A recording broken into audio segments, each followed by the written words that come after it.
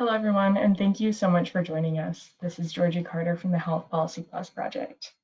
I am delighted to welcome you to today's online policy forum entitled Local Solutions to Improve Health, Strengthening Capacity for Sustainable Health Policy, Advocacy, Financing, and Governance. We have a great discussion lined up for you today, and we'll begin with just a few announcements. This session is being recorded, and we will post the recording to the Health Policy Plus website. Now, we would love to hear from you, and we welcome your questions at any time. So please submit your questions via the chat box on the right side of your screen, and our moderator will read them aloud when we pause for questions. Now, these web conferencing platforms are getting a high volume of traffic these days, so we do ask that you bear with us just in case there are any glitches with the technology. And finally, we ask that if you are not speaking, please mute yourself to keep the line nice and quiet while others are talking.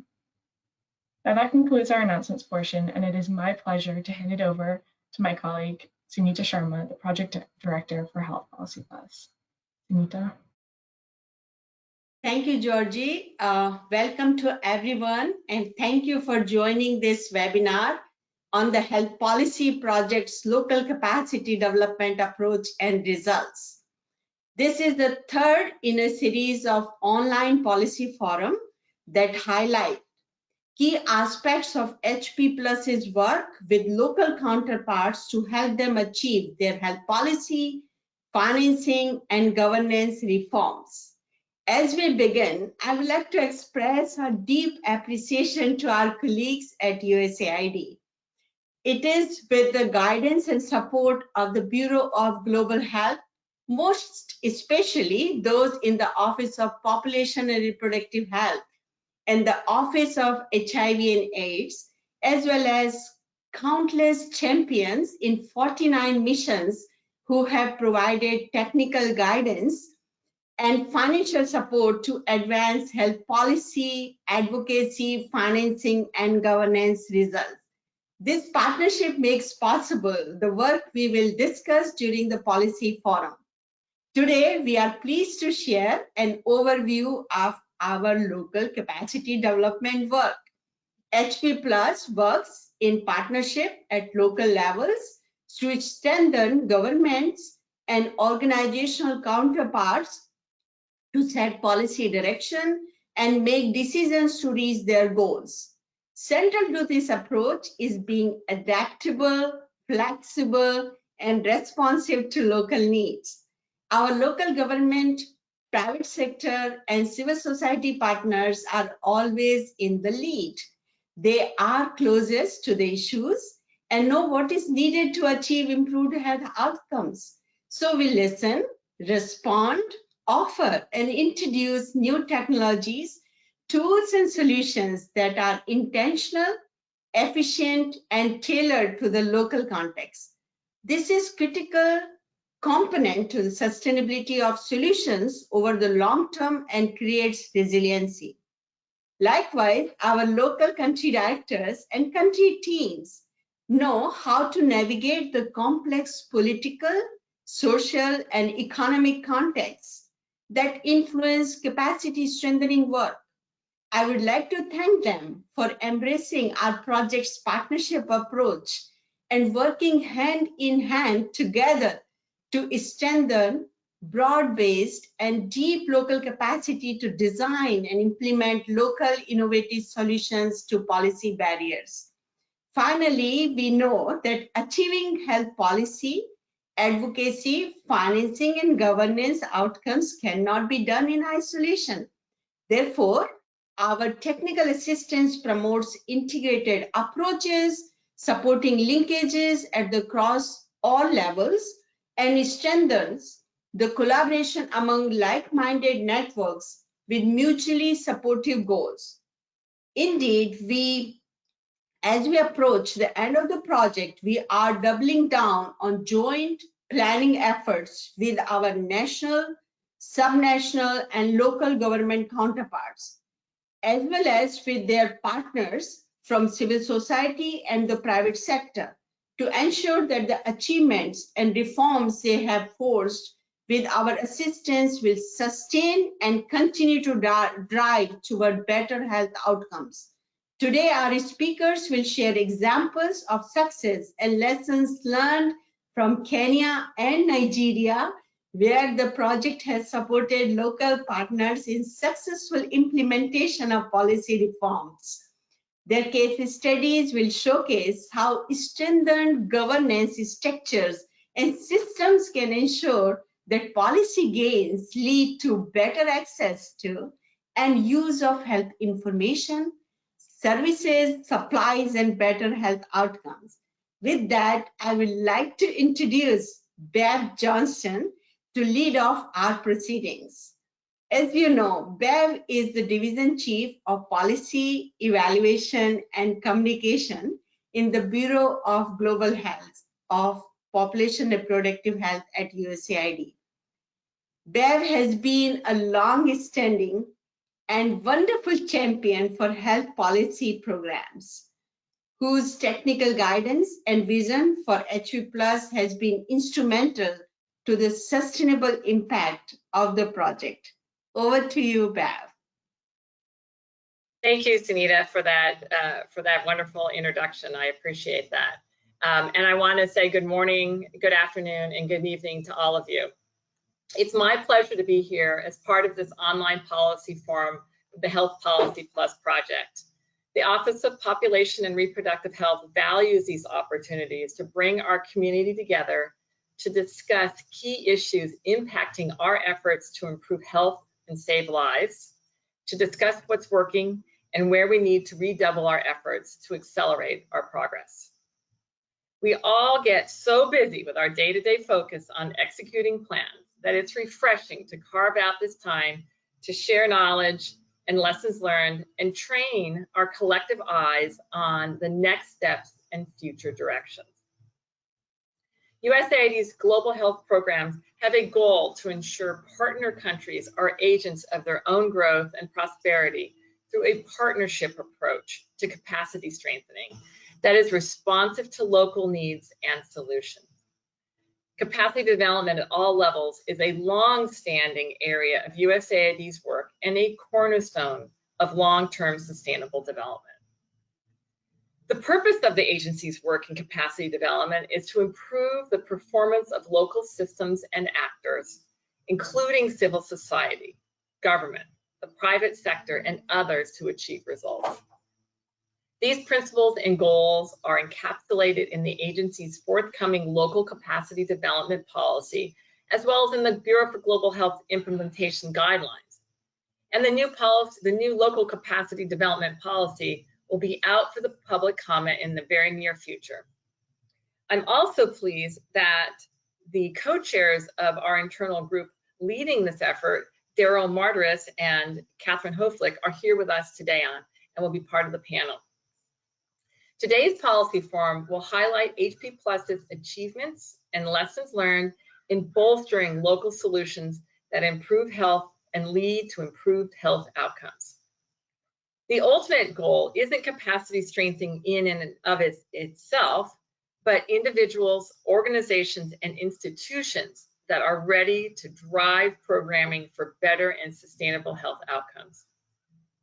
HP Plus supports a wide range and variety of local partners to plan, fund, and implement tailored policy, finance, and governance solutions to existing health challenges. By helping stakeholders to identify strategic goals, assess existing capacity, and strengthen their performance, HP Plus helps to advance are we okay here? USAID's goals by fostering stakeholder ability to sustain and lead local development and enable a greater resilience. Truly sustainable capacity development programming, therefore, must consider the functions of the broader systems in which these activities occur. Decisions about how to engage in these systems while implementing our programs must be informed by working alongside diverse citizen voices and derived from a keen understanding of the local system. This can only occur where space is made for participation and leadership of local partners in the design and ongoing implementation of development programs. HP Plus's experience, which we will hear more about today, shows the importance of a multifaceted, multi-level approach to strengthening local health policy, advocacy, finance, and governance. It's in this spirit of this ongoing learning that I'm pleased to be part of this gathering today, and I look forward to a rich discussion. I would now like to turn it over to Ann Jorgensen. Ann, as you know, is the Technical Director for Advocacy and Capacity Development at HP Plus, and today she will lead us through our policy forum as a moderator. So over to you, Ann. Thanks so much, Beth and Sunita, for your remarks and setting the tone for a great conversation today. I am so pleased that so many colleagues are joining us already. I really must start with a thanks to USAID for its long-standing support for local capacity development alongside achieving critical development results. So we eagerly await the forthcoming local capacity development policy and its implementation guidance. You know, this really is an exciting time for local capacity development. So I'll start with a few remarks about HP Plus as a project and our overall approach to capacity development before we get to the heart of the matter, and that's hearing from our Kenyan and Nigerian colleagues and from you. Next slide. For those of you who are less familiar with the project, HP Plus works at global, national, subnational, and community levels to improve the enabling environment for equitable and sustainable health services, supplies, and delivery systems. We partner with our counterparts to promote and implement evidence-based, inclusive policies, more sustainable health financing, improved governance and governance structures, and stronger global leadership and advocacy at all levels to contribute to improved health outcomes worldwide. Next slide. As we enter our final year of implementation, this snapshot shows that we have partnered with more than 1,500 stakeholders in 49 countries to achieve nearly 2,000 results. Many of those results refer to the increased capacity of our individual and institutional partners to carry out their roles in their various ecosystems that will undergird future policy results. Who are our partners? It really does run the gamut, from family planning advocates and local health boards to private sector associations and midwife alliances to research groups and demography departments at universities, and of course to all levels of government from different sectoral agencies. And more often than not, all of the above. Next slide. The vast majority of our capacity development work is done side by side, regularly working through solutions together with our partners, designing new processes, and sharing new ideas, whether individually, in teams, or in larger consultative groupings. We rarely do one-off trainings, but in the course of our work, we have facilitated hundreds of trainings and workshops and sessions, typically as we help our partners to kick off new initiatives, start jointly planning, or to establish new linkages across diversities of level, of sector, of experience, as part of a more comprehensive and longer-term approach to learning. This graphic is a display of words from our training database, gives you a sense of the breadth and the expertise that defines our capacity development support in the project. It spans key health areas, the majority being in family planning, as well as maternal health, universal health coverage and other essential services, HIV, and of course, more recently, COVID.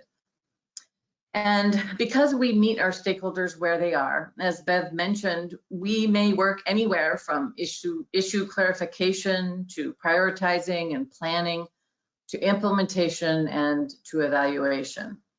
Indeed, every single country program is unique.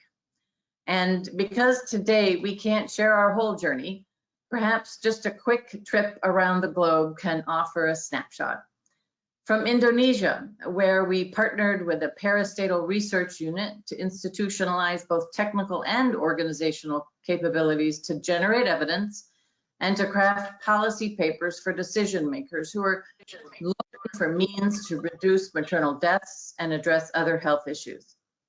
Over to the Kyrgyz Republic, which was one of 9 countries where HP Plus convened CSOs and government agencies together to strengthen both the trust between them and the capacity of each to maneuver through new mechanisms for successful public financing for HIV social services.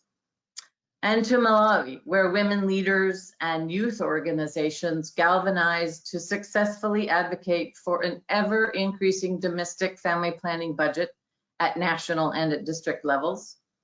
And finally, to this hemisphere in Guatemala, where civil society coalitions are now represented on government-sanctioned policy monitoring committees at national and municipal levels, and they monitor policy rollout, such as one policy that redirected a portion of tobacco and beverage tax revenues to procure family planning, reproductive health, and vaccination supplies.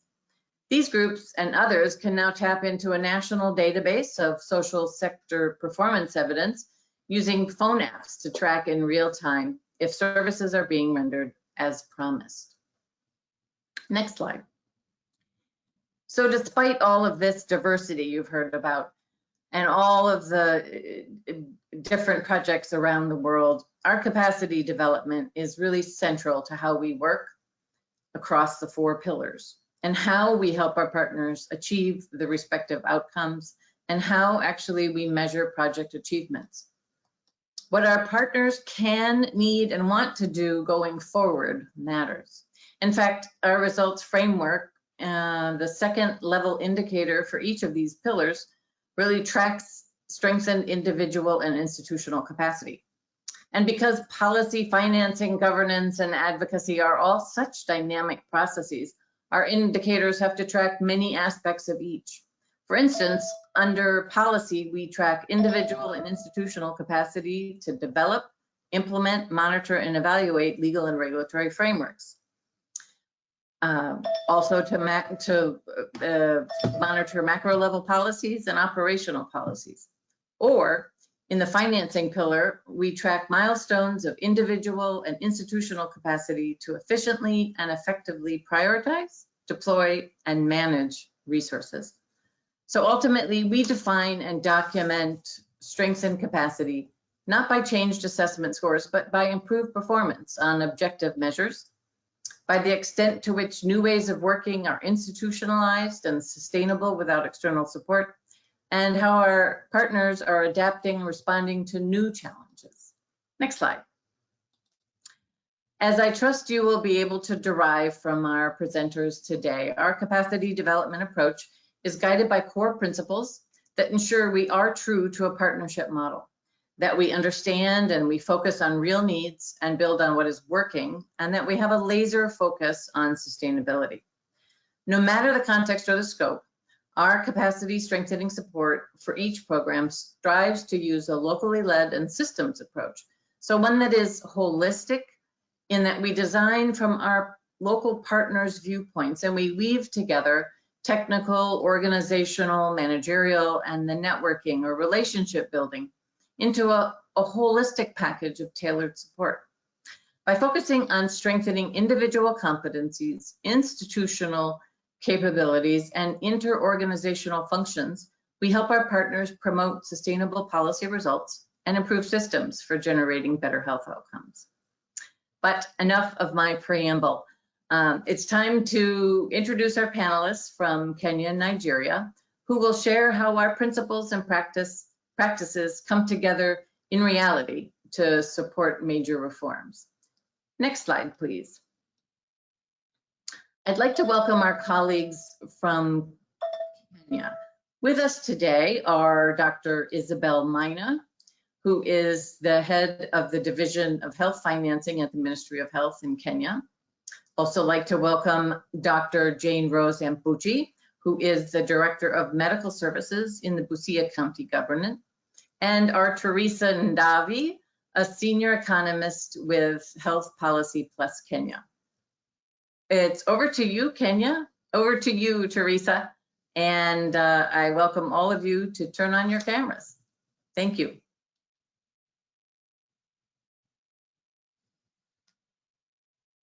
Thank you, Anne. It is wonderful to hear all about the great achievements in the work supported by HP Plus across the globe. Greetings to all in the webinar, and allow me to jump straight into the experience from Kenya. Now, I will start by mentioning the 2012 Public Financial Management Act that provides guidance on how public finances are managed to support implementation of the Constitution of Kenya that was promulgated in 2010. Now, the Constitution introduced a devolved system of governance with two levels of government, the national and the subnational level, which is comprised of 47 county governments. So what really was different? Under the PFM Act, both levels of government are required to submit all their annual budgets in the program-based budgeting format. And this is a change from the previously employed line item budget. Now, the health sector was the first to be devolved, and through HP Plus support, the Ministry of Health developed a program-based budgeting template, curriculum, and manual, which provided a learning opportunity for the other sectors.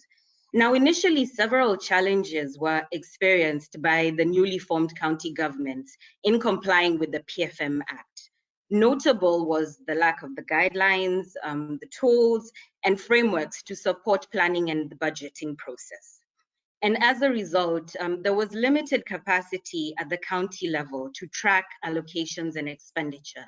So not all were there inadequate resources allocated to health, but also low absorption of the allocated resources. In addition, there were inadequate capacity to generate and use evidence to influence budgetary decisions.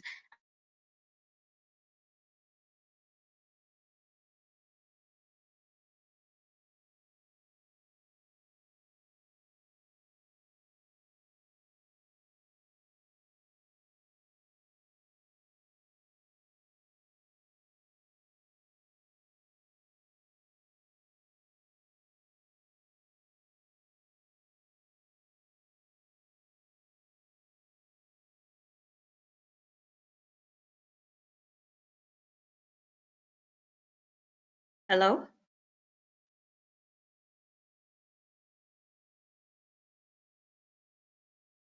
Hello? We can hear you. We can hear you.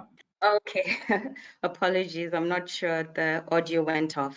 So HP Plus came on board to strengthen capacity in several ways. First, through a collaborative initiative with the Kenya School of Government and the Ministry of Health, where we jointly developed the program-based budgeting curriculum, the manual, and the template to guide the health sector. And this was actually later on replicated in other sectors.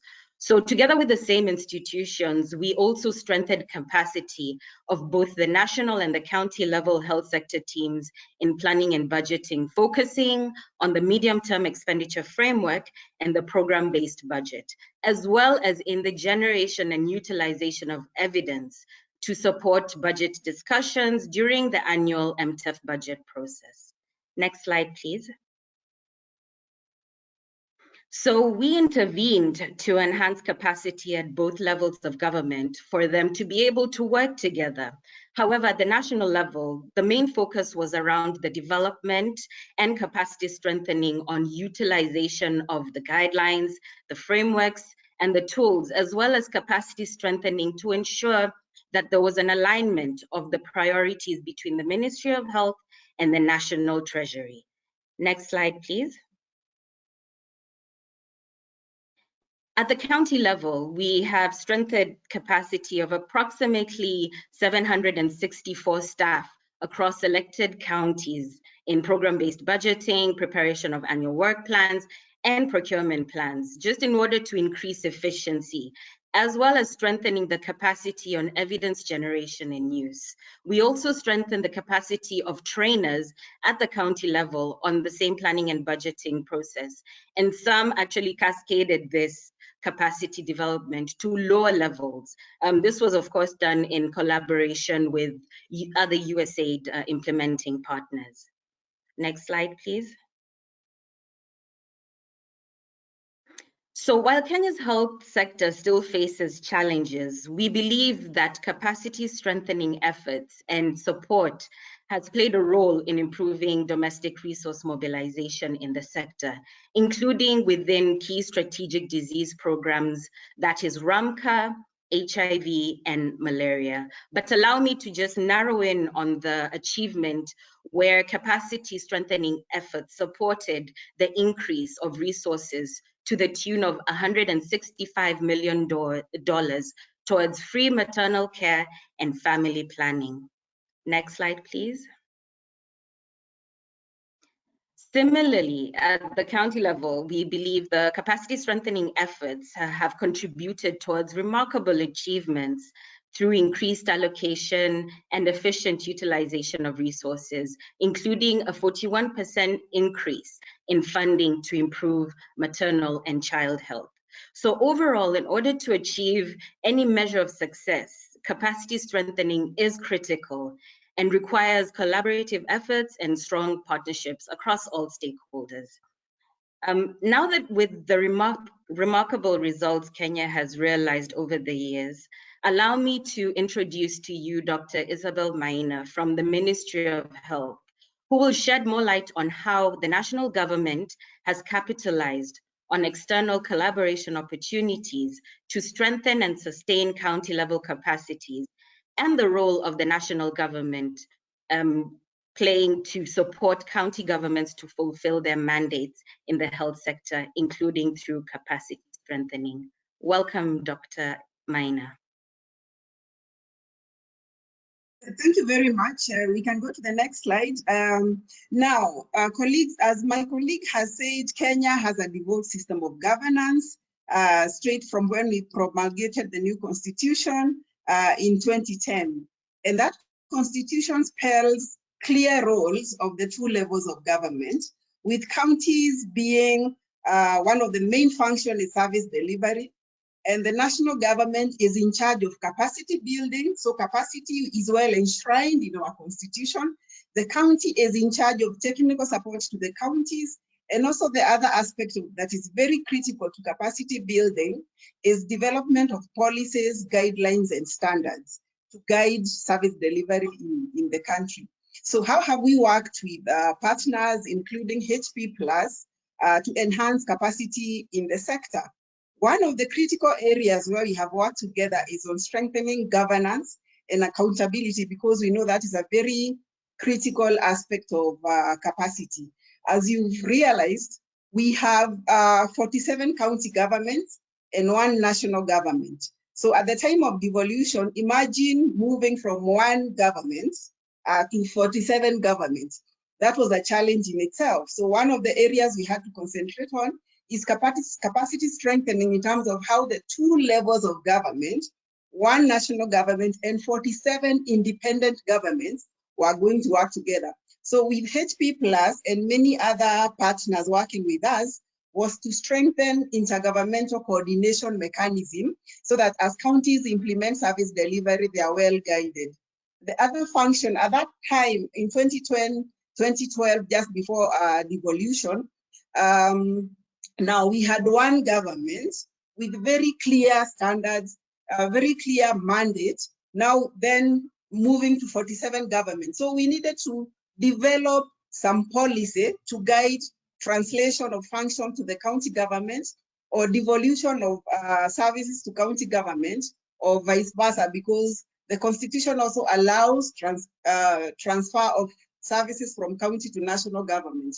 And what we did at that time, with the help of HP Plus again, is to develop the health sector function assignment and transfer policy paper. And that indeed guided the 47 county governments on where they were going to start in terms of service delivery, how they were going to establish their human resource functions, and any other function at the county level. And of course, as part of what is constitutional mandates, together with HP Plus and other stakeholders, we developed the health policy and legal framework for the country, for the health sector, the Kenya Health Act, which has structures to guide counties in implementation of service delivery. Again, for better coordination between the national government and county governments, we have a sort of secretariat, what we call the Council of Governance, and we have worked together with the stakeholders to build capacity at that level so that there's better coordination between the counties and the national government. Next, please. So Chair, as has been said previously, tools and templates are very critical as part of capacity. So as a sector, we have been told about the program-based budgeting.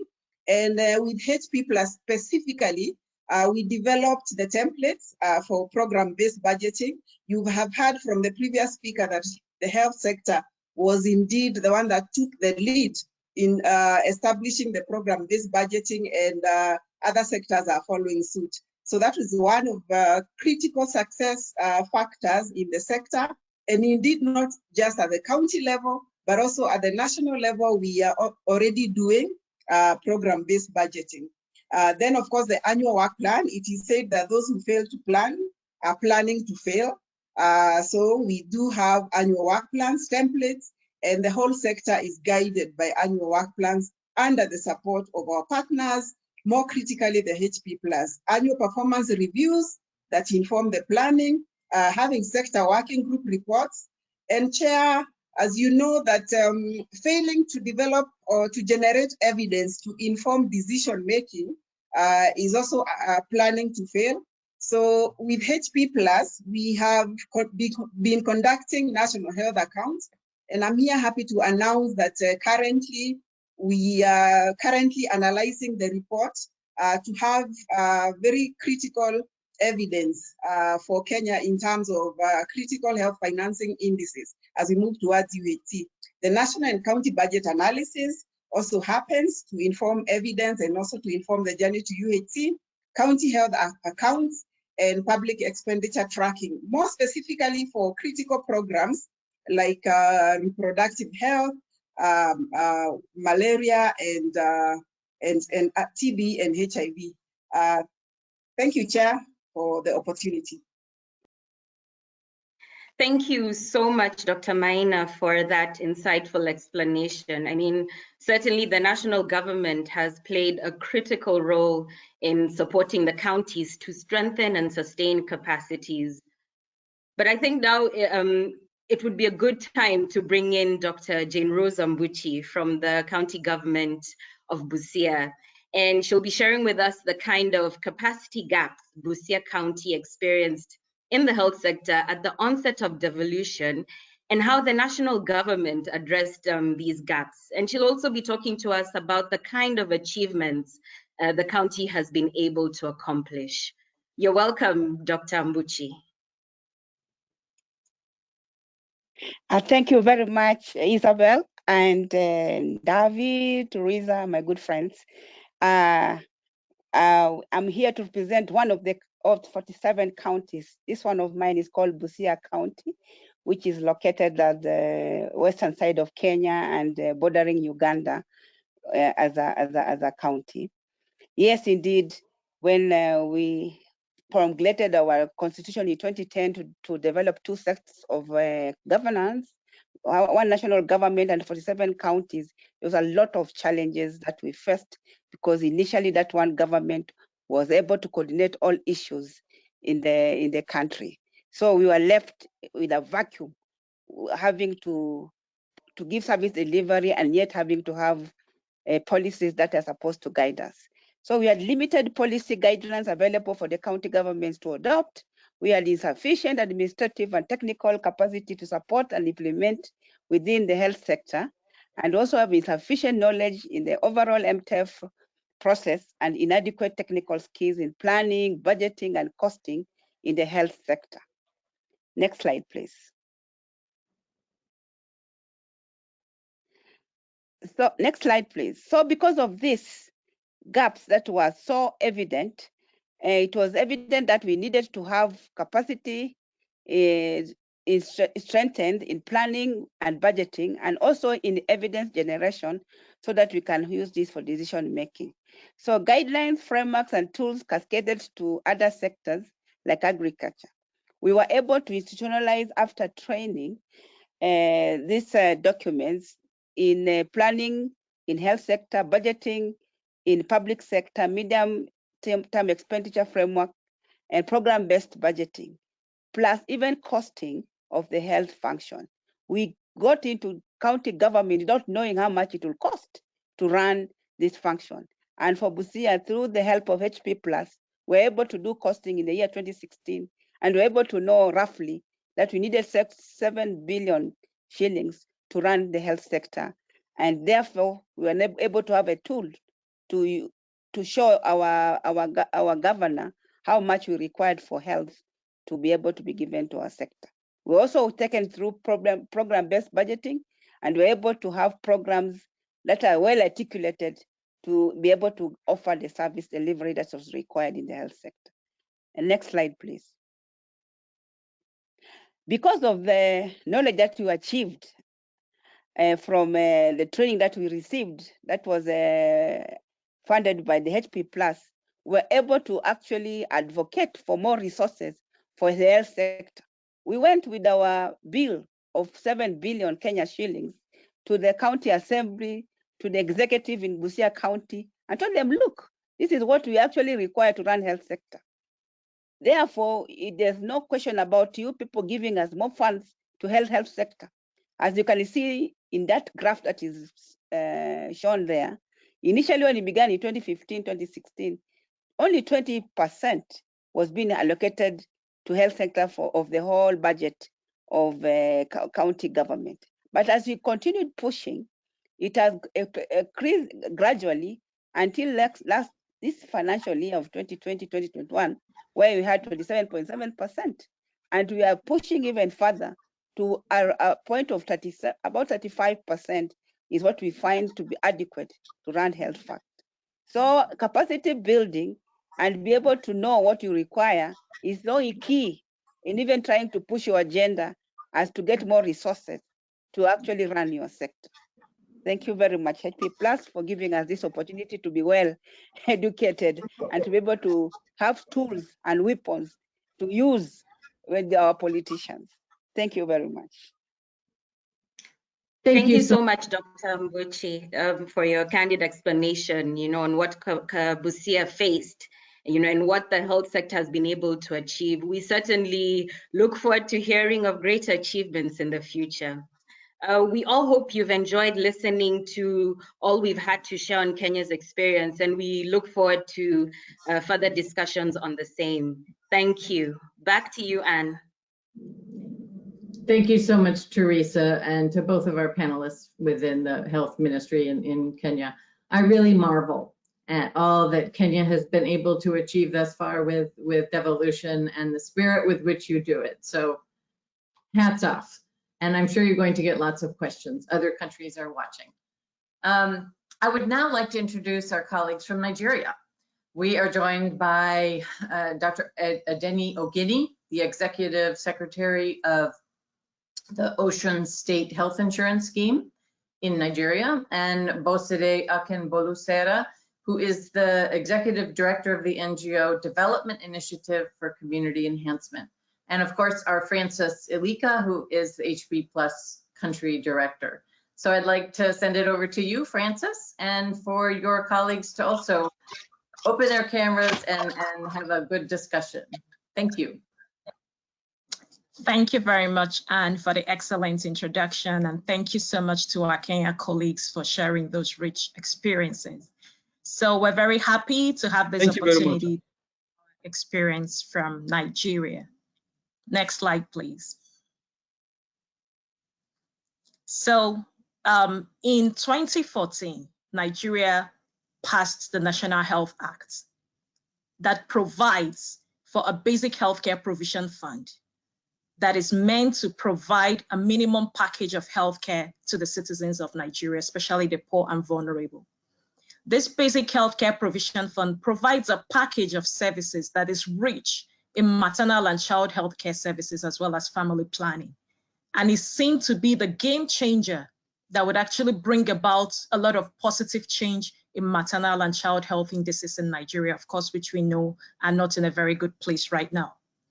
Between 2014 and 2018, this policy was yet to be implemented 4 years after it was passed. And it was at this point that USAID actually enabled Health Policy Plus to provide support to the government of Nigeria in implementing this very important and critical policy.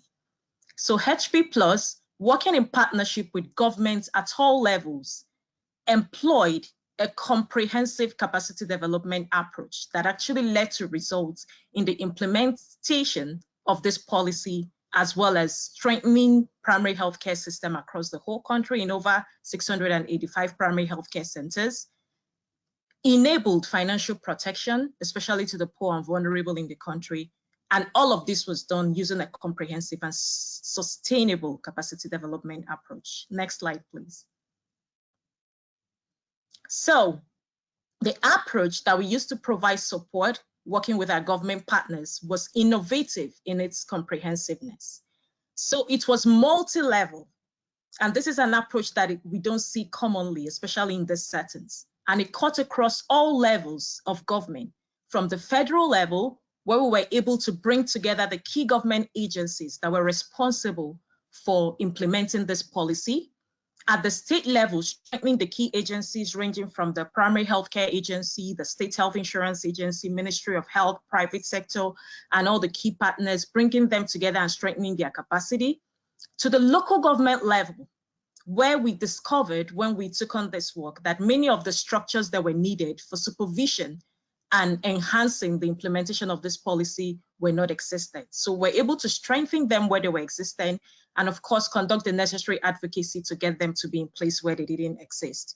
We also provided capacity strengthening at the facility level, and this even went down to the community level. In addition, our approach was also cross-disciplinary. So we provided support to policy. So from the Act, we supported 3 key states and the Federal Capital Territory to develop key policies that enabled the implementation of this policy, from development of a module, a training curriculum, module, manuals that was used across board for this capacity strengthening, to advocacy to make sure that the institutional structures and people that needed to be in place were being put in place, to supporting governance to make sure that capacities were built to govern and lead the process for implementation of this policy, as well as financial capacity development support, just like we saw in Kenya, to make sure that they were able to use evidence-based advocacy to enable adequate financing from the federal level down to the state level, make sure they got adequate appropriation releases, and they were able to use these funds efficiently in implementing these important policies. Our approach was also holistic in that it went beyond the traditional training and capacity building and workshops to provide technical support across all these levels, including the trainings, including development of capacity building materials, including hand-holding and mentoring and on-the-job capacity building to these key stakeholders to make sure that these efforts were going to be sustained beyond the life of the program.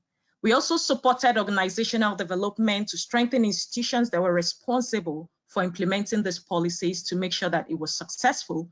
But perhaps more importantly, we provided relational capacity building by bringing together the key agencies at the different levels. One of the causes of the delay in implementation of this policy was that the key agencies were not working, they were not communicating adequately.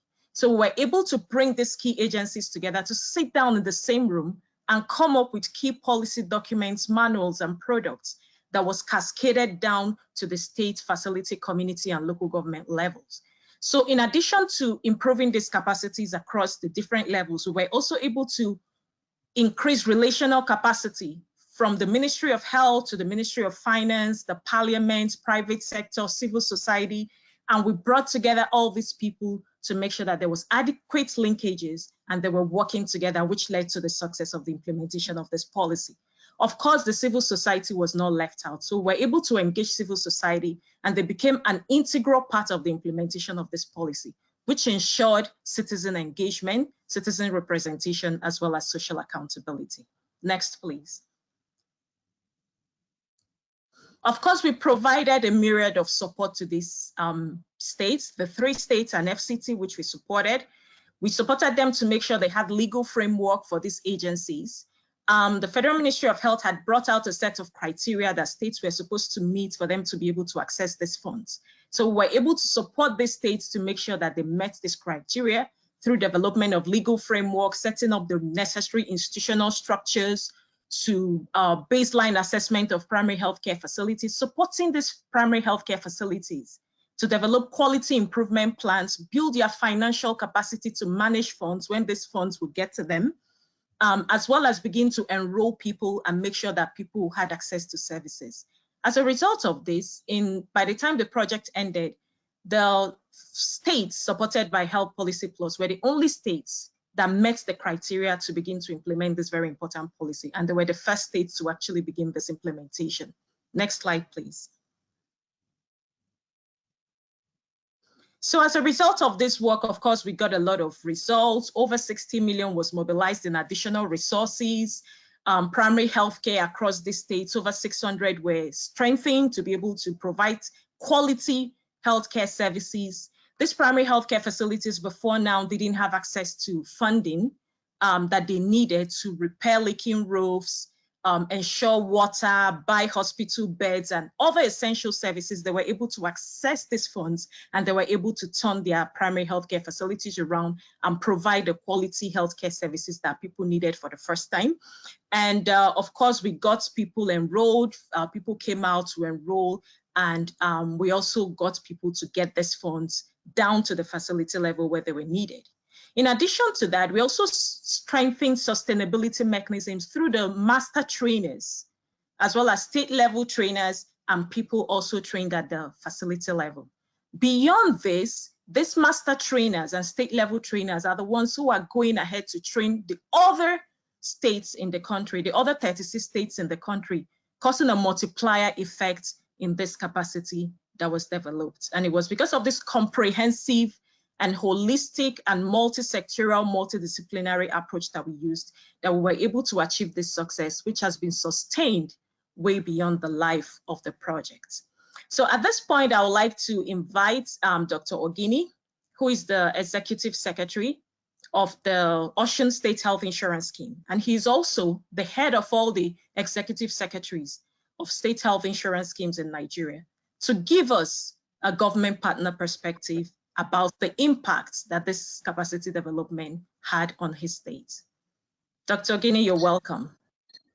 Thank you very much, Frances, for having Dr. me. Ogini, can you briefly share with us what the greatest gains of this capacity development support was to your state and the results that you were able to achieve as a result of it? And perhaps go further to tell us how you've been able to sustain this beyond the life of the support. Thank you very much, Frances.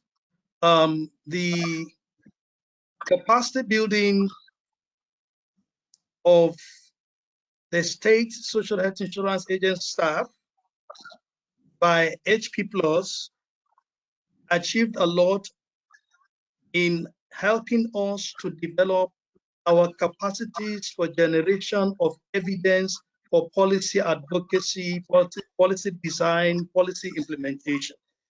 One of the things, the early things that we did was that in the setting up of our health insurance scheme, HP Plus did a lot in helping us to set up all of our processes. We put in all of our documents, our operational manual, we got our law, passed. Then we worked together with the State Primary Healthcare Board to assess all the facilities. We did a baseline assessment. Then after that, we went also to start the implementation of Basic Healthcare Provision Fund. Like Frances said, we were the first and the only state in this country that have piloted a scheme because we had capacity built by the HP Plus for us to be able to do the work. And it is as a result of that that we saw that there were some processes that could not fly, that could not work together with health insurance schemes. And then we actually started a process for the revision of the manual, which is allowing the Basic Healthcare Provision Fund to work smoothly in Nigeria as of today. The help of the HP Plus in the capacity building which we received from them also assisted us in mobilizing our resources. There was domestic resource mobilization, and we're one of the states in this country that got the state government to release about 500 million naira in spite of the poverty of the state. the government released 477 million naira for us to start our state equity program, with which we implemented the state vulnerable persons program. Next slide, please. Next slide, please. Now you could see that we were one of the first to start the vulnerable persons program, even before the release of the funds for basic care provision fund, due to the capacity that we have built by the hands-holding of HP Plus. We had an embedded consultant that worked with us. We built institutional capacity. We were able to train our staff, and we were able to cascade that to other levels. And the results are quite very clear. So the HP Plus came to us at the most critical point, and we're laying the foundation for this agency. And we put all of our documents in place. They held our hands in all our development of operational manuals, the plans, the guidelines, even the benefit package. We were not just determined, but we did an actuarial analysis to determine the benefit package and the costing of the package. We developed the premium, and this has helped us so much. I have learned, of course, so much in terms of knowledge, capacity, and attitude. We've been able to work relationally with other agencies of the government, which is a very big issue.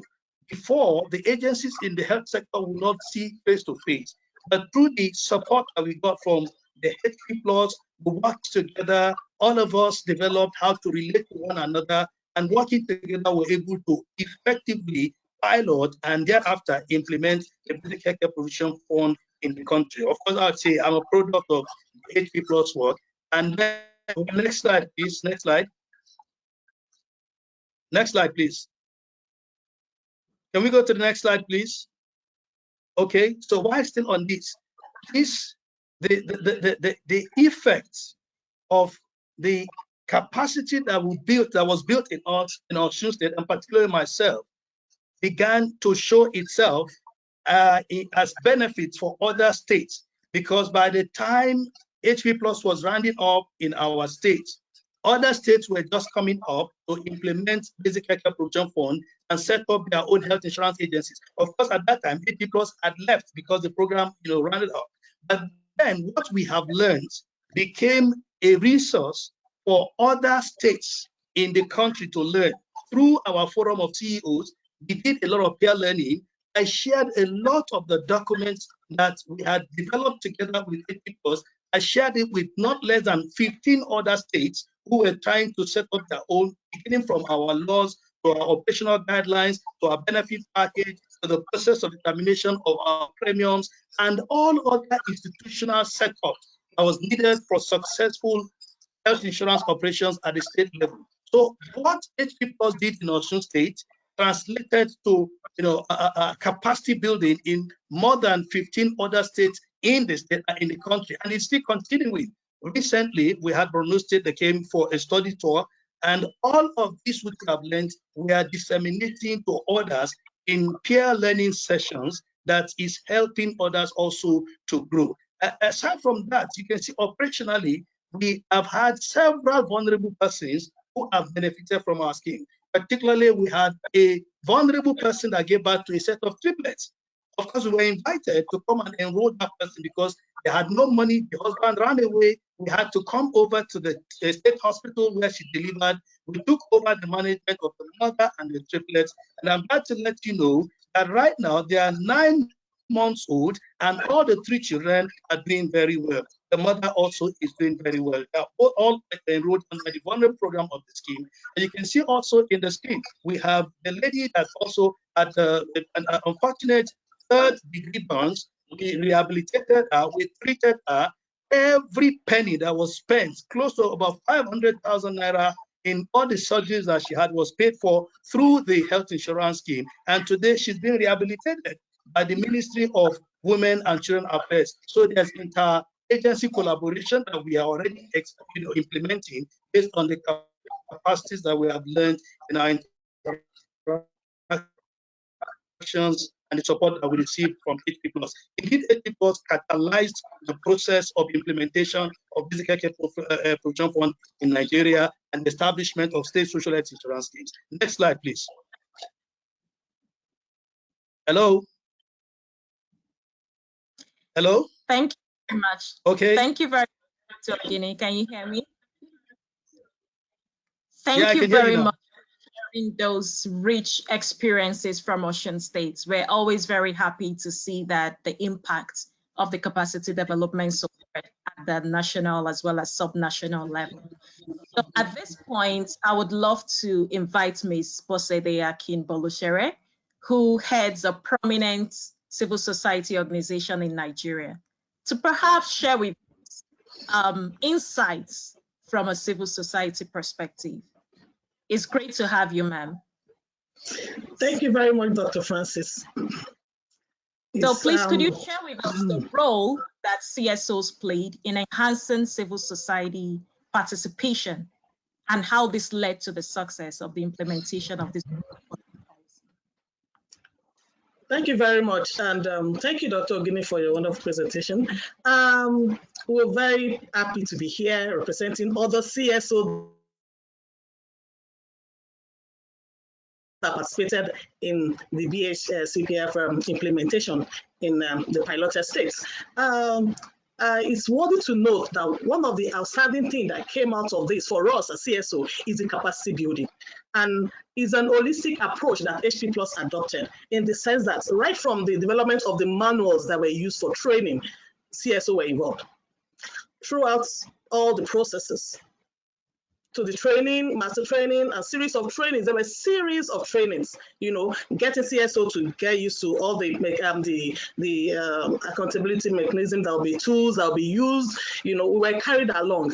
And then during the training, one of the outstanding things that came out also was that CSO were not just trained in isolation, we were trained with the WDCs, the ed personnel as well, so that for every CSO going to any of the PSC in the community, you'll be already familiar with the people you're going to meet on the field. And you know, that creates a form of synergy already, because you've met at the training venue, you started strategizing right from the training venue. And this, I think, is one of the things that really gave us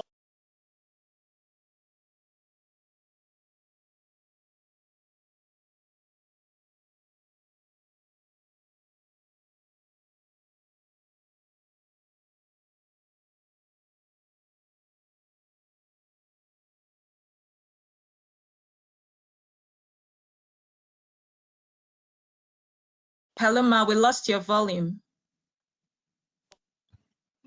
Am I good now? Can you hear me You're now? back with... Yes, ma'am. Okay, yeah. Another great success was the involvement of the WDC in some communities. We found that the WDC they've gone moribund, you know, maybe due to one thing or the other. In some, they're not even existing again. And one of the things HP Plus involvement did was to help to, you know, build the capacity of those who were moribund, and then bring back those who are not existing again, you know. So it was a good thing. And, you know, with WDC already in the community, it engenders ownership, because CSO alone cannot do it.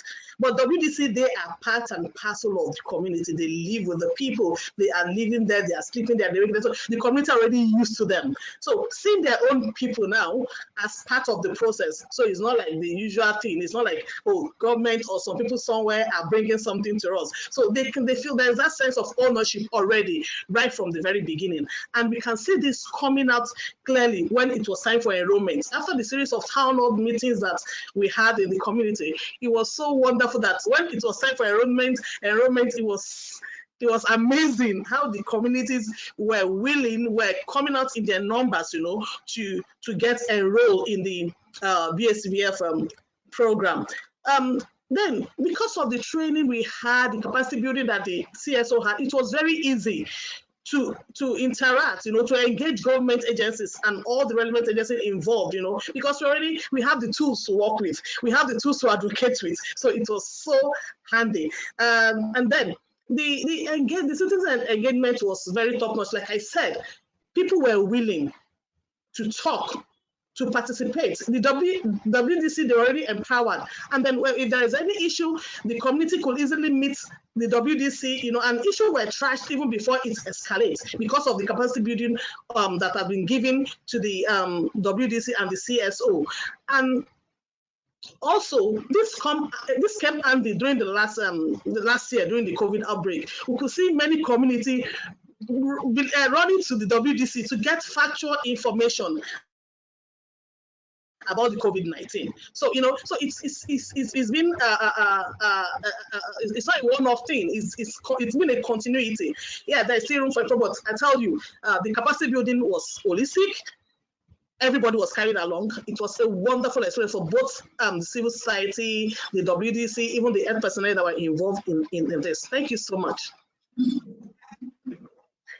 Oh, thank you so much for this story from Nigeria. I had the opportunity to be a part of it, and I can't believe how happy I am that things are continuing, expanding, and growing ever more. So to my friends, Dr. Ogini and Bosade, and of course, Francis, thank you very much. So we're going to move on now. And I'd like to introduce you to our panelists who are joining us from the Global Health Bureau at USAID. So I'd like to start by welcoming Mr. Daryl Martiris, who is a Foreign Service Officer at USAID. And he has served at USAID missions in Southern Africa, Uganda, Afghanistan, and Tajikistan. He is currently the Deputy Director of the Health Office in Indonesia. Prior to this, he served in Washington, and he oversaw the Bureau's new partnerships initiative portfolio of projects. He represented the Bureau on USAID's local capacity development policy team, and he co-chaired the Bureau's locally led development working group. Also joining us today is Catherine Herfley. She is currently the Senior Capacity Advisor for the Office of HIV and AIDS Capacity Building and Partnership Branch, and is backstop for PEPFAR's local partner transition for Haiti, Burundi, Rwanda, DRC, and Eswatini. Whew, busy. Catherine is currently the co-chair of the Bureau's locally led development working group, and she brings significant depth really to her capacity development work, and we are so pleased to have her. Catherine's worked with and for local partners around the globe and across many sectors. So to both of you, I know this is really busy time of year for you, and we are so grateful that you made time to join us today. Now I'd like to invite all of our panelists from Kenya and Nigeria and our colleagues at HP Plus to turn on your cameras and join us for a panel discussion amongst us. Daryl, I'd like to start with you. Having listened now to the presenters today, do you have any feedback to our local partners as USAID continues to support champions like them in the institutions they represent to drive local capacity and to solve problems and do more health policy reform? Daryl. Thanks, Anne, and happy to be here with this really great group of people. We've seen some really good examples of programming in these examples presented tonight that include capacity building approaches as part of comprehensive approaches to sustainable change. We saw an appreciation that Kenya and Nigeria's health systems are composed of different types of actors at different levels. And we saw how the programs looked for opportunities to engage multiple actors in the system by supporting them to realize collective impact. We saw how capacity building support was holistic, including technical skills and organizational capacity development. And finally, how these projects went beyond traditional approaches to capacity building, like training, to include other approaches like coaching and network building. All of these approaches are consistent with the programmatic framework and principles for effective local capacity development that are presented in the forthcoming policy, as well as its companion Global Health Implementation Guide. For the local organizations on the call, I think you already know this, but USAID in general and Global Health in particular have in the last few years launched several initiatives focused on local capacity building. And we have several APSs, annual program statements, that are still open, that seek to increase direct awards to local organizations. But these also seek to work with established primes to mentor local organizations. So we hope the policy and guide help missions and potential partners think through how capacity building fits in with overall approaches, as well as sharing some good practices in designing and implementing programs which include capacity building as one of their objectives. Back to you, Anne. Thanks, Daryl. It's been a pleasure working with you, and I do wish you good luck in Indonesia as you find a robust policy environment and health financing environment, and good luck there as you carry on. And thank you for the good words for all of the local partners joining us today. So hats off, Daryl. You know, I would like to go back to Dr. Mina. And I'd like to ask if you could address some of the key challenges ahead, not only for sustaining, but really scaling up program-based budgeting to other USAID supported counties and beyond. So how do you see the local champions from national and county governments, how do you see them carrying this work forward? Dr. Mina. Yes, thank you very much for the question. Yeah, indeed, as I said, 48 units, that's one national government, and 47 county governments. It's not, it's a big spectrum to handle. So that's one of the main challenges. And remember that these 47 county governments are independent governments as enshrined in the Constitution. So the issue of negotiating between the different county governments. However, as we have seen, we have established structures, as my presentation said, the issues of governance and all that. And we've seen that the program-based budgeting will be more sustainable. One, because capacity building is actually enshrined in the Constitution. In the highest law of the land, the Constitution of Kenya 2010. Again, one of the issues is that the whole government, led by the National Treasury, really takes capacity building, especially on performance-based budgeting, as one of the key priorities of the government. And what the sector is doing is to in a phased approach, scale it up to the rest of the counties through established structures. And now that we have the support from HP Plus, we are glad that that is happening. Again, scaling it up to the rest of the sectors, like the Ministry of Agriculture, to make it more sustainable, and working with local institutions. We have the Kenya School of Government to make sure that we are churning out local champions to take that over. And as we have seen, we also generate evidence for decision making, looking at reviews that also informs as we plan. The other aspect is what our Nigeria colleagues have said, the hand holding, the mentorship with the counties and also the other sectors that we have continued to work with HP Plus and other partners in the country as we roll out program-based budgeting. Thank you. Thank you, Dr. Mina. Good luck on these challenges. And I think, having these robust systems in place that you can share and show that they work will really help you moving forward. So good luck to you. And Dr. Mina, you talk about forging ties between these different levels of the national government and the counties. And I'd like to turn over to Dr. Ogini. Ogini, are you still with us? We don't see you, sir, but I hope you are with us. Yes, I'm with you. There you are, my friend.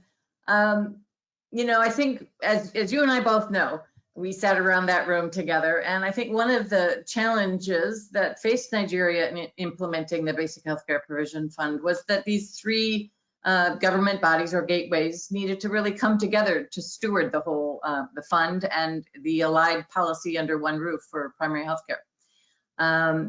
So not only at the national level, but at the state level.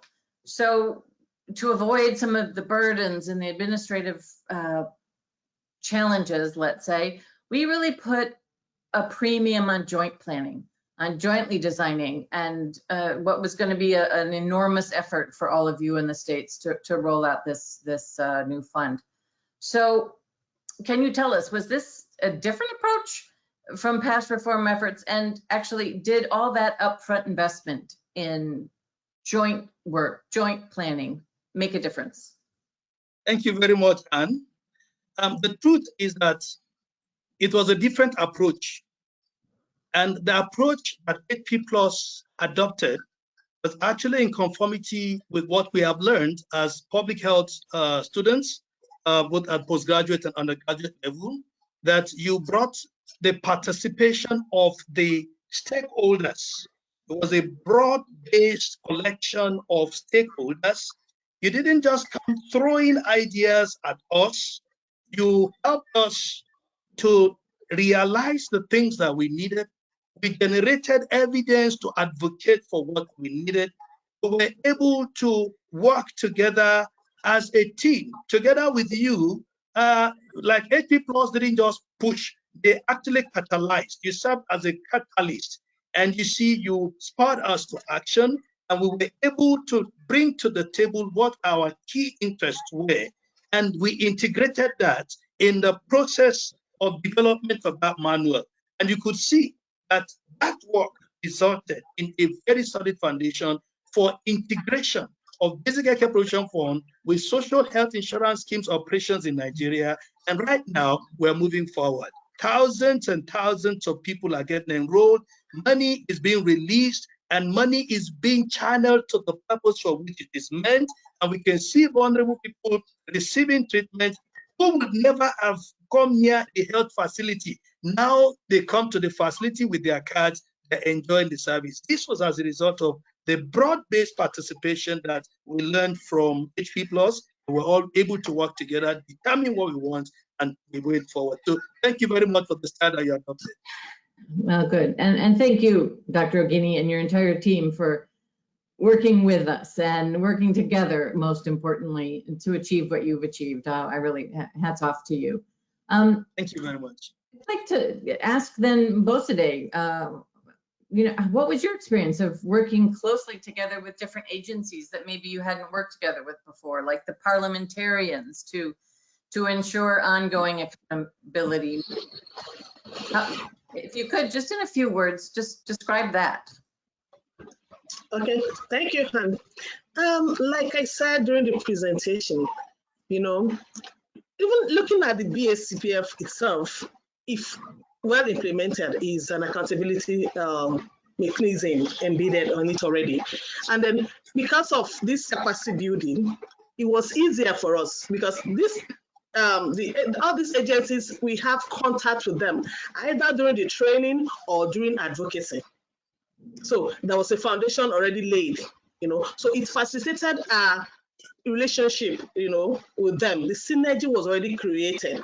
So it made it easier. I was like, there was, there's a saying in my place, you pour water in front, you step on the wet ground. So there was HP Plus has helped us to do the wetting of the ground. So we're just moving, and then we can see it in a lot of outcomes, the successes, because like for with the parliamentarian now, you can see CSO participating in the legislative health agenda, which they set up based on the legislative health for universal health coverage. Now, before Internet, there wasn't much, CSO were not really into it, but now they can, bring us on board. We're on board, as part of the process. So these are positive, that came out of this engagement. Okay. So the capacity building was top notch. It helps a lot of things in terms of things. Thank you. It can only be top notch when we can work together with people like you. So remember that. I'd like to wrap up our panel discussion and get to open questions by looking to the future. Catherine, as the agency rolls out the local capacity development policy and as the Bureau introduces its implementation guidelines to the missions, What words of support or guidance would you like to share with colleagues listening in from missions or from partner governments, civil society, or private sector as they continue making strides in locally led and locally sustained development? Thanks. Thank you, Anne, for your question, and thank you all for having me today. Particularly, thank you to the presenters from Kenya and Nigeria. Really thought-provoking responses in terms of joint planning and everything. Learned a lot, and thank you for all your work with the HP Plus project. So from where I sit, and to answer your first question, I can say that all I see is the commitment and the momentum for locally led development getting stronger and building. And so all of us together, I think on this call, have a stake in and want to see the relationships and local ownership deepen over the next little while. And I know that the capacity development policy and GH's guide are in line with those commitments and that momentum. Now, guidance, I mean, you've already heard today from the experts, the use of and generation of evidence, joint planning, all of that, so essential to capacity development, taking root and really changing and seeing it sustainably led through. So I'm not sure if I can really add that much. But throughout my time doing capacity development, one of the mottos that I've had, and we're trying to help give guidance on how to really do this in practice, but it's know your partner. And I know that sounds maybe trite, but whether it's organizations really understanding what it's like to take on working with USAID and what that means, but also for USAID and capacity development partners to truly know your partner.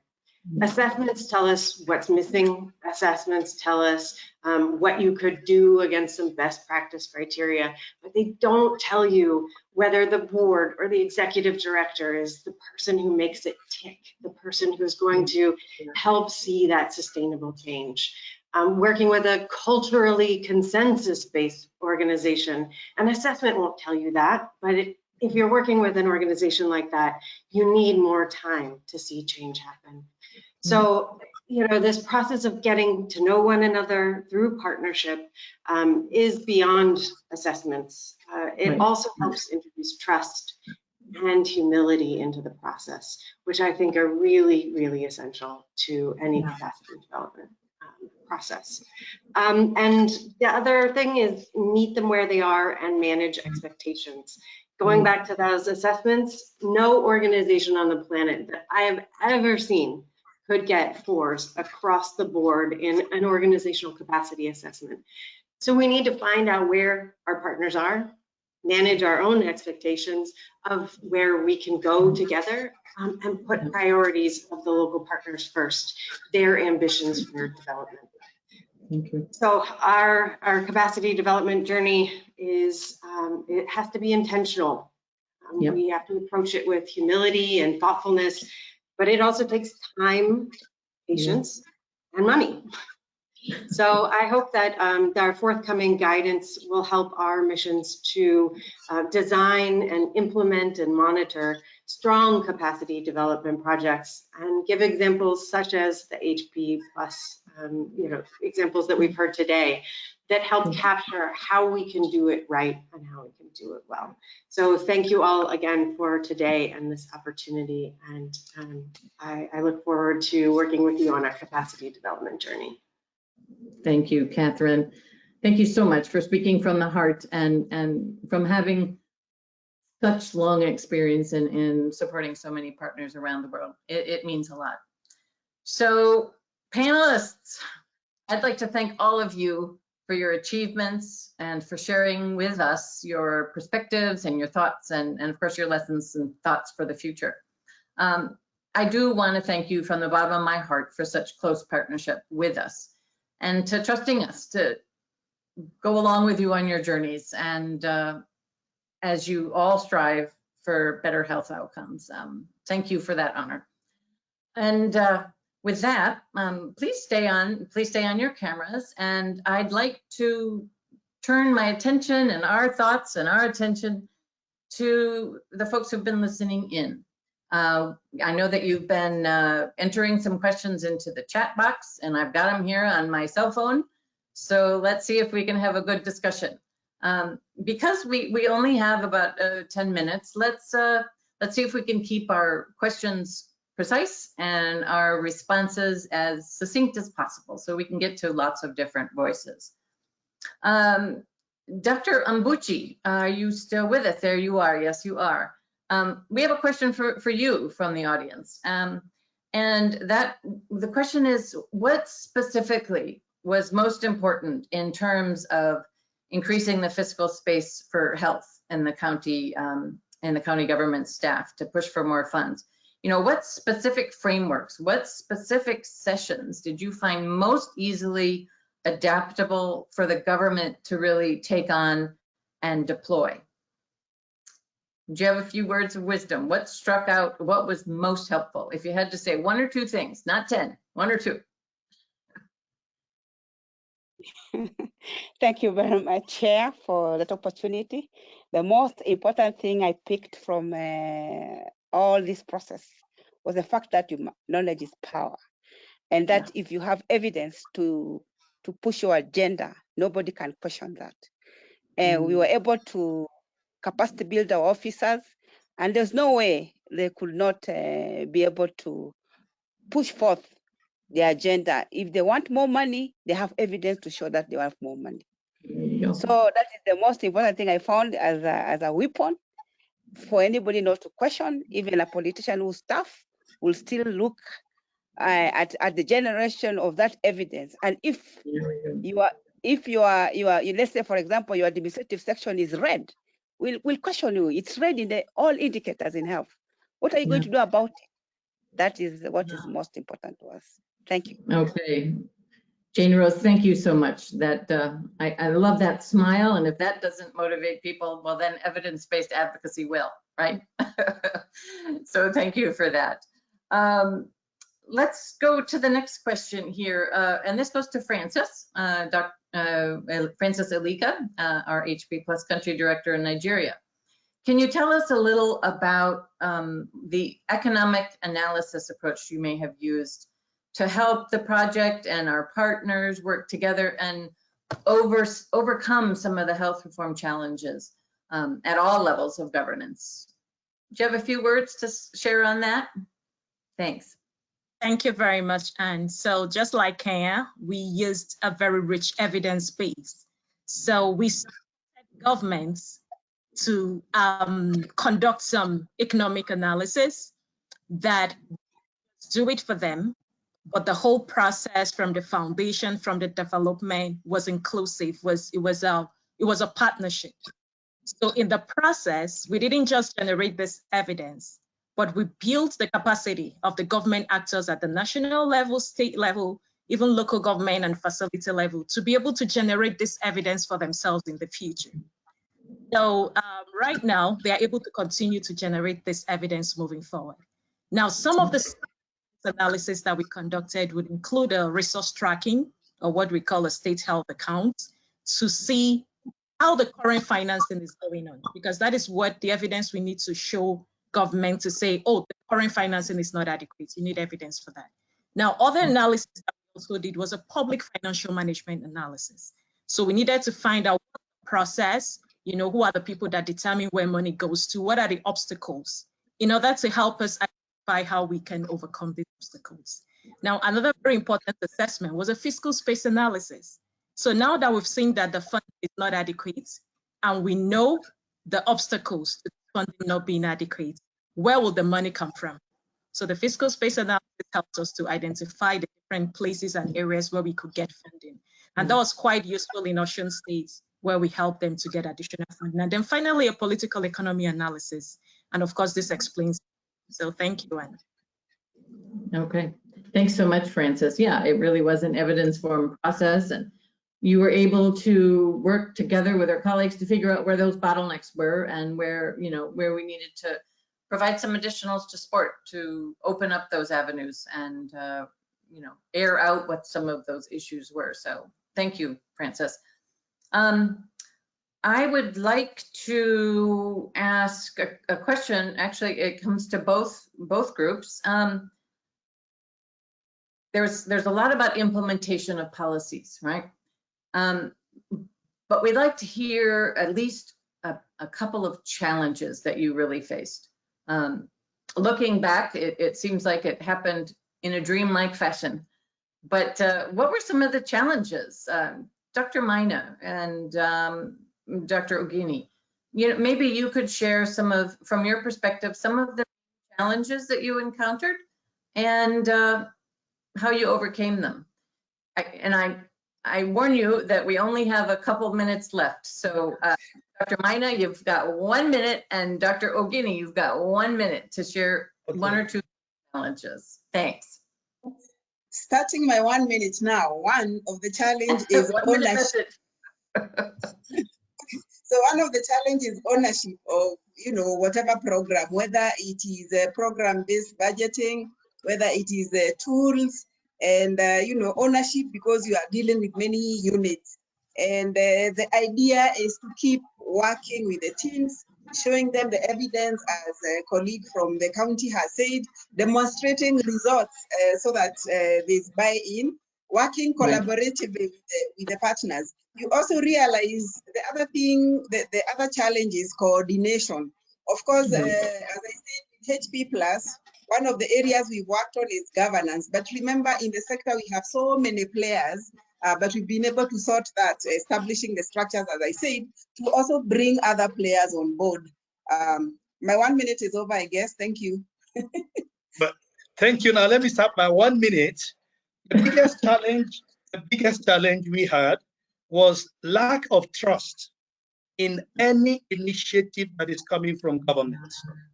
Yeah. The people just couldn't trust the government. And coming from my background in my state, where for 36 months, the civil servants were on half salary, 50% of their salary. So when the issue of deduction of a premium, even as small as 1.5% of their basic salary came up, everybody retorted. They refused to even think about it. But then, we started with providing arguments, very strong arguments in support of the benefits that the people can gain from this. Working together with HP Plus, we were able to develop different scenarios. And then we were able to tell them that even with 50% salary, you will still need to pool your money, a small money, into a pool where you can draw a lot of benefit from. And we were able to convince the people, and I must say that we were one of the states in the Federal Republic of Nigeria that commenced a formal sector payroll deduction. And now our fund has grown beyond $1 billion naira, as reserve in the health insurance in a place where they would not even as much as want to hear that there is something government is bringing. So we are now taking on even esoteric conditions as a result of the growing pool of funds we have. So the biggest challenge was lack of trust, and we're able to overcome that, working together with different scenarios and together with HP Plus. Thank you very much, Anne. Thank you so much. Indeed. Yeah, without trust, what can anybody really do together? I think we know that from our hearts. There's more questions, but our time is up, and we'll share those questions and get the information back out to other folks. So if you could go back to the presentation, there we go. Oh, lovely. Georgie, if you could go to the slide, there we are. I'd like to welcome everyone to explore our website and tap into the resources that are there for you as you engage in your work. Cameras, everybody, everyone from USAID, every staff, Sunita, everyone, please, if our technology can hold us. I really would like to thank USAID's Bureau of Global Health and the Office of Population and Reproductive Health for your leadership and your support for health policy programming. To our AORs, Dina Menon, and before her, Linda Cahalan, for your good guidance and ongoing support. And of course, to the many, many missions who have trusted HP Plus to support local stakeholders and lead evidence-informed, sustainable, and equitable policy action and outcome. Of course, a special thanks to our speakers, Bev for keynoting and your steady and devoted championing of our work. To our speakers from Kenya and Nigeria, you continue to inspire us and others with your commitment and your leadership. And to Daryl and Catherine for spearheading the Bureau's efforts to consolidate its focus on local capacity development and for being with us and sharing your thoughts today. And to my friend Sunita, as our project director, thank you for your leadership and being so committed to local leadership and comprehensive capacity development. And finally, Georgie, I would like to thank you for helping in producing this forum, as well as Anne-Marie and your communications team for your careful and creative work on the presentation. So everyone, thank you for your interest and participation. Look forward to the materials that you can share, and we look forward to seeing you soon. Farewell. Thank you, Anne. Thank you. Bye, everyone. Everyone, my pleasure.